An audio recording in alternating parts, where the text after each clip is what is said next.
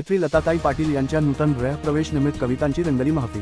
डोंबिवलीच्या सांस्कृतिक आणि साहित्यिक परंपरेला साजेशा वातावरणात कवयित्री लताताई शिवानंद पाटील यांच्या नूतन गृहप्रवेश सोहळ्यानिमित्त कवितांची अविस्मरणीय महफिल रंगली। डोंबिवली पूर्व येथील राजाजीपत परिसरातील 23 अव्हेन्यू येथे नव्या घराच्या गृहप्रवेशानिमित्त सत्यनारायण महापूजेचे आयोजन करण्यात आले होते। या प्रसंगी उपस्थित कवी, साहित्यिक आणि मान्यवरांनी कविता सादर करून सोहळ्याला साहित्यिक रंगत आणले। नव्या घरात शब्दांचा आणि संस्कृतीचा सुगंध दरवळत असल्याची भावना अनेकांनी व्यक्त केली। गृहप्रवेशानिमित्त लताताई पाटील यांना नातेवाईक, मित्रपरिवार, शेजारी, सामाजिक कार्यकर्ते, साहित्यप्रेमी तसेच विविध क्षेत्रातील मान्यवरांनी भेट देऊन शुभेच्छांचा वर्षाव केला। यावेळी रिपाईचे स्थानिक नेते माणिक उगडे, पेंढारकर महाविद्यालयाचे निवृत्त प्राध्यापक व ज्येष्ठ कवी शुक्राचार्य गायकवाड, प्राध्यापक मगन सूर्यवंशी, साहित्यिक कवी विलास देवळेकर, कवी शशिकांत सावंत, डॉक्टर जे.आर. केळुसकर, कवी, गीतकार सुभाष पटनाईक यांच्यासह अनेक मान्यवर आवर्जून उपस्थित होते। प्राध्यापक, प्रसिद्ध ज्येष्ठ कवी शुक्राचार्य गायकवाड यांनी पत्रकार, ज्येष्ठ कवी, गीतकार सुभाष पटनाईक यांना पाऊस कविता संग्रह भेट देऊन अभिनंदन केले। डोंबिवली ही सांस्कृतिक व ज्ञानाची नगरी म्हणून ओळखली जाते। या परंपरेला साजेसा हा गृहप्रवेश सोहळा केवळ धार्मिक विधीपुरता मर्यादित न राहता साहित्य, संस्कृती आणि मैत्रीचा सुंदर संगम ठरल्याची भावना उपस्थितांनी व्यक्त केली। दरम्यान रिपाईचे माणिक उगडे यांनी कवयित्री लताताई शिवानंद पाटील यांना छत्रपती शिवाजी महाराज यांची सुंदर प्रतिमा भेट देऊन त्यांना विशेष शुभेच्छा दिल्या। नूतन गृहप्रवेशाच्या कार्यक्रमाला आलेल्या ज्येष्ठ कवींनी लताताई पाटील यांना कोकणदीप कविता संग्रह तसेच विविध 3 कविता संग्रह भेट देऊन त्यांच्या नूतन घराचे स्वप्न साकार झाल्याबद्दल मंगलमय शुभेच्छा देऊन त्यांचे विशेष अभिनंदन केले। पत्रकार आहेत आणि त्यांना मी पाऊस नावाची कविता माझी जगातल्या 36 भाषेत जी प्रसिद्ध झाली त्यांना ही सप्रेम भेट देतो, त्याचा त्यांनी स्वीकार करावा।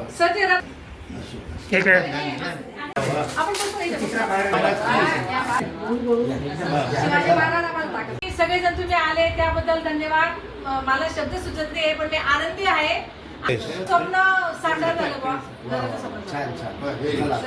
तुम्हाला आमच्या सहकारी भगिनी आमच्या लता पाटील आणि पाटील साहेब यांच्या घराचा आज गृहप्रवेश या ठिकाणी त्यांनी आज आयोजित केलेला आहे। अतिशय आनंदाचा सोहळा त्यांच्या घरामध्ये। एक अनेक वर्षाचं त्यांचं स्वप्न जे होतं ते त्यांचे मिस्टर आणि त्यांची मुलगी कन्या आणि आमच्या लताताई यांना मिळून यांनी या घराचं स्वप्न साकार केलेलं आहे। अशा आनंदाच्या प्रसंगी या ठिकाणी महाराष्ट्राचे मोठे लेखक सन्माननीय आदरणीय शुक्राचार्य गायकवाड सर या प्रसंगी उपस्थित आहेत। आमच्या गायकवाडताई आहेत, आमच्या प्रवीणाताई सावंत आहेत, आमचे तुकाराम पवार आहेत, विठ्ठल खेडकर आहेत आणि आमचे सुरेश नेरकर आणि आपल्या उपस्थित सर्वांच्या या ठिकाणी आम्ही ताईंचं खरंच कौतुक करतो आणि खूप मेहनती आहेत, चिकाटी आहे आणि प्रचंड त्यांच्यामध्ये आत्मविश्वास या त्यांच्यामध्ये बोलण्यातून असतो। आणि त्या स्वतः कवी असल्यामुळे कवीला एक वेगळी शक्ती निसर्गाने दिलेली असते। तर अशा पद्धतीचं या ठिकाणी त्यांनी घराची वास्तू उभी केलेली आहे आणि गायकवाड सर आणि पाटील सर आणि या दोघांचाही खूप मनापासून आम्हाला या ठिकाणी बोलवून सन्मान केला आणि त्यांना मनापासून शुभेच्छा देतो। त्यांच्या या घरामध्ये असं जीवनामध्ये नंदनवन हो, आयुष्य चांगलं सुंदर जावं। छत्रपती शिवाजी महाराजांनी त्यांना प्रतिमा दिलेली आहे, ती प्रतिमा त्यांनी येत्या दर्शनी भागाला लावावा आणि जाणी करून छत्रपती शिवाजी महाराज, डॉक्टर बाबासाहेब आंबेडकर, तथागत भगवान गौतम बुद्ध, क्रांतीवीर महात्मा ज्योतिबा फुले, सावित्रीबाई, माता रमाई, जिजाई या सर्वांच्या विचाराची धारा त्यांनी आपल्या जीवनात प्रेरित करून समता, स्वातंत्र्य, बंधुत्वाच्या, न्याय हक्काच्या लढाईवर त्यांनी चालावा अशा प्रकारे त्यांना भेट देतो। जय भीम, जय महाराष्ट्र। माझ्या नवऱ्याच्या पाठिंब्याने, माझ्या नवऱ्याच्या सपोर्टने जे काय आहे ते सगळं श्रेय त्यांना द्यावं लागेल। सगळे सिनियर सिटीजन त्यांच्यासाठी मी 2 वयची कविता, वयाची साठी हातात काठी, खाऊची वाटी कवळीसाठी, संसाराची गिरवली पाठी, आयुष्य घातलं मुलांसाठी, आता म्हातारा म्हणतो म्हातारेला, आता मी तुझ्यासाठी, माझ्यासाठी।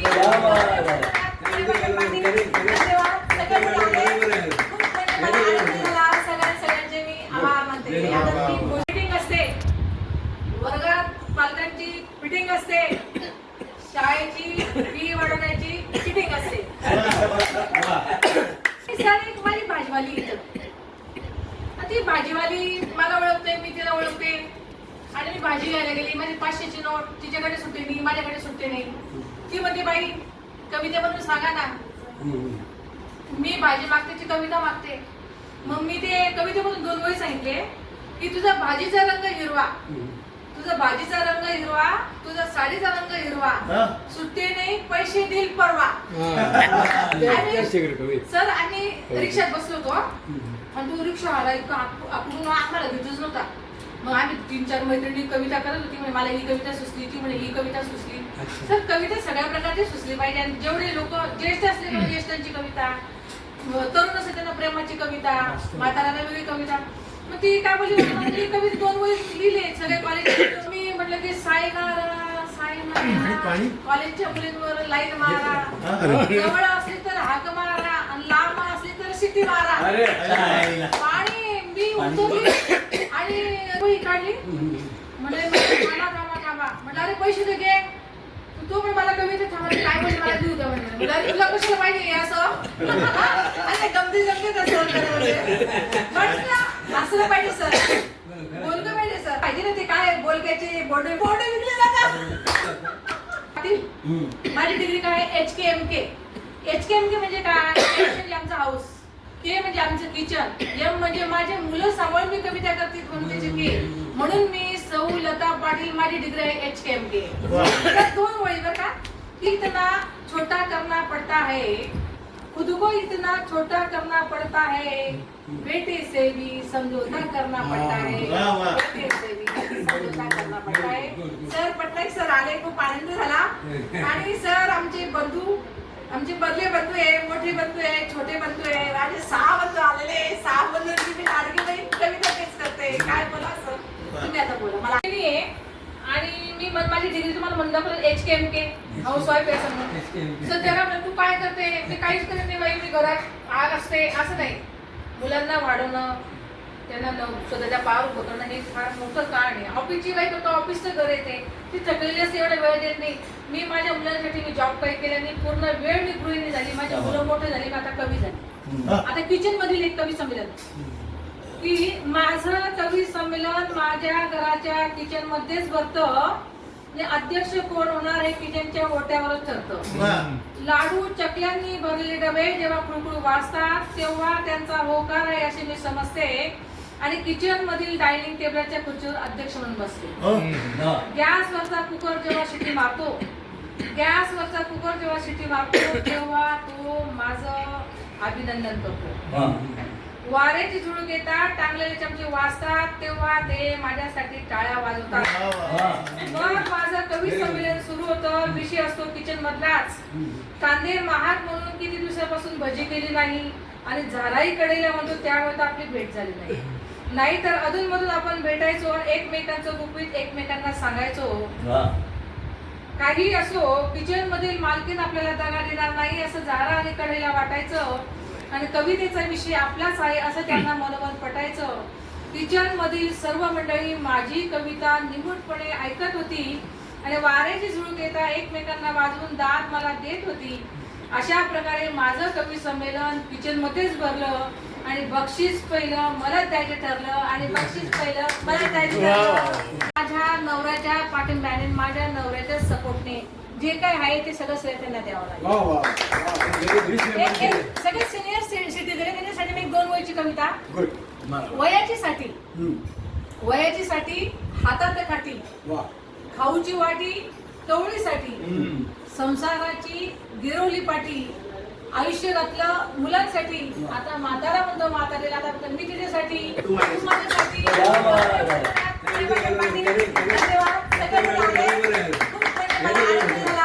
सगळ्यांचे मी आभार मानते. माझी महाराष्ट्रभर 2240 व्याख्यान झाली आणि माझी एकूण 65 पुस्तकं प्रकाशित झाली आहे. आणि 3 खंड समीक्षेचे आहेत. आणि आता माझं वय आहे 79 चालू. तर सुरेश सर, सावंत सर, अधिकारी सर आधी. तर माझी एक कविता आहे, गाता मी प्रयत्न करतो. आमचे सर फार आमचे की चंदनाचे झाड एकदा तरी हो, की चंदनाचे झाड एकदा तरी हो, शीतल प्रकाश चंद्र एकदा तरी हो चंदनाचे नाचे नाचे झाड एकदा तरी हो उगवतो सूर्य देतो प्रकाश उगवतो सूर्य प्रकाश मग सर्वांचा उद्धारक एकदा तरी हो चंदनाचे झाड एकदा तरी हो या माऊलीची छाया फुलांचा सुगंध या माऊलीची छाया छाया छाया माऊलीची छाया फुलांचा सुगंध मग माऊलीचे रूप एकदा तरी हो माऊलीचे रूप एकदा तरी हो एकदा तरी हो एकदा तरी हो चंदनाचे झाड एकदा तरी हो अथंग ते रूप अथंग ती खोली खोली खोली अथंग ते रूप रूप रूप अथंग ते रूप अथंग ती खोली मग सागराचे रूप एकदा तरी हो एकदा तरी हो चंदनाचे झाड एकदा तरी हो चंदनाचे झाड चंदनाचे झाड चंदनाचे झाड एकदा तरी हो एक अभंग म्हणतो पंढरीची वाट पंढरीची वाट पंढरीची वाट पंढरीची वाट विठ्ठलाचा ध्यास पंढरीची वाट विठ्ठलाचा ध्यास दर्शनाची आस दर्शनाची आस लागी जीवा दर्शनाची आस संतांची पालकी भक्ताची आधारी संतांची पालकी भक्तांची आधारी चुकली नवारी आज मी ती चुकली नवारी आज मी ती बाप पांडुरंग मायर कुमारी बाप पंग मायर कुमारी दर्शनाची घाई झाली मना दर्शनाची घाई झाली मना युगे 28 चंद्रभागी तीरी युगे 28 चंद्रभागी तीरी सावळा श्रीहरी आहे उभा सावळा श्रीहरी आहे उभा शेवटचा टाळ विणा बोले गजर नामाचा टाळ विणा बोले गजर नामाचा चाले विठ्ठलाचा जय घोष चाले विठ्ठलाचा जय घोष चाले विठ्ठलाचा जय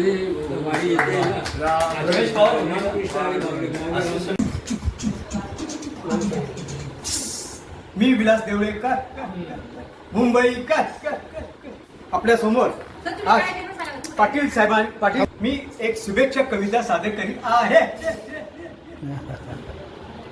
आपल्या या घराच्या भिंती म्हणजे एकमेकाच्या प्रेमाचे प्रतीक दिसावे. आपल्या ह्या खिडकीतून समाज धर्माचा ज्ञानाचा सुगंध दरवळत सदर राहावा. आपल्या या खुर्चीवर विचारांची देवाणघेवाण होत राहावी. आणि या सोफ्यावर बसल्यावर चहा पिताना संकटावर मात करण्याची आपल्याला सदा नवीन ऊर्जा मिळावी. क्या बात आहे. आपल्या सर्वांना एकत्र जेवताना सर्व चवींचा मनमुराद असा घेता यावा. आपल्या त्या बाल्कनीत आनंदाचे वातावरण सदा दिसावे. आपल्या सर्व सदस्यांना बिछाण्यावर झोपताना थकवा दूर होऊन समाधानाची झोप लागावी. आपल्या ह्या दरवाजातून माणुसकीची संस्काराची नाती आत यावी. आपल्या ह्या उमरट्याजवळ आपुलकीची मित्रत्वाची चप्पल मुठ दिसावी. आणि विशेष म्हणजे आपल्या शेजारी निंदकाचे घर असावे. त्यामुळे आपल्या परिवारास प्रगतीची दिशा मिळावी. आपल्या ह्या वास्तूमध्ये घर पण मंगलमय वातावरण उद्गीत व्हावे ही आम्हा सगळ्यांची सदिच्छा. आणि आपल्या सर्वांना ह्या वास्तूत आमच्या सर्वांच्या वास्तूत आणि आपल्या ह्या परिवारात प्रत्येक सदस्यास ह्या वास्तूत आनंदमय मंगलमय वातावरणात निरोगी दीर्घ आरोग्य लाभण्यासाठी आम्ही सगळे मुंबादेवी मातेचरणी करीतो प्रार्थना. आपण ह्या वास्तूत जसं बोलाल तसं तुमच्या पण वास्तूत आमच्या वास्तूत ह्या वास्तूत आणि ह्या नवीन वास्तूत आपण ह्या वास्तूत जसं बोलाल तसं आपणास फळ मिळेल. कारण की ही वास्तू म्हणते तथास्तु. आपल्या या नवीन वास्तूत गृहप्रवेशासाठी पाटील परिवारांचे आम्ही सगळे मनपूर्वक हार्दिक अभिनंदन. मी आता आपल्या पुढे